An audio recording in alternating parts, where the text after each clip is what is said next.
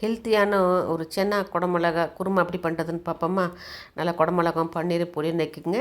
சென்னாவை நல்லா முதல் நாளே ஊற வச்சு வேக வச்சுக்கோங்க. இஞ்சி வெள்ளை பூண்டு தக்காளி விழுத அரைச்சிட்டு மிக்சியில் போட்டு அரைச்சி அதுக்கப்புறம் நீங்கள் எண்ணெய் ஊற்றி அந்த கிரேவி அதில் ஊற்றிட்டு வதக்கிட்டு அதில் நீங்கள் என்ன பண்ணுறீங்க, வேக வச்ச சென்னா அதுக்கப்புறம் குடமிளகா பன்னீர் எல்லாம் போட்டு அதில் அப்படியே பரட்டுறீங்க. கொஞ்சம் மிளகாத்தூள் மல்லித்தூள் மஞ்சத்தூள் கரம் மசாலா தூள் இவ்வளோதாங்க. ரொம்ப நம்ம எண்ணெய் கக்கிற மாதிரிலாம் வறுக்க போகிறது கிடையாது. உங்களுக்கு கொஞ்சம் குருமா மாதிரி இருந்தால் போதும். அதனால் லைட்டாக நீங்கள் இந்த பச்சை வாடை போகிற வரல அப்படியே லைட்டாக கொதிக்க விடுங்க. அதுக்கப்புறம் நீங்கள் கொஞ்சம் மிக்சியில் தேங்காய் வேர்க்கடலை போட்டு அரைச்சிக்கோங்க. தேவைப்பட்டால் 2 முந்திரி பருப்பும் போட்டுக்கோங்க. கொஞ்சம் திக்னஸ் வரும், டேஸ்ட்டு கூட நல்லா அருமையாக இருக்கும்.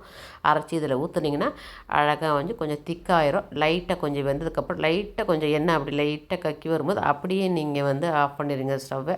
அப்போ தான் உங்களுக்கு கரெக்டாக இருக்கும். எல்லாத்துக்குமே ரொம்ப ருசியான ஹெல்த்தியான ஒரு டிஷ்.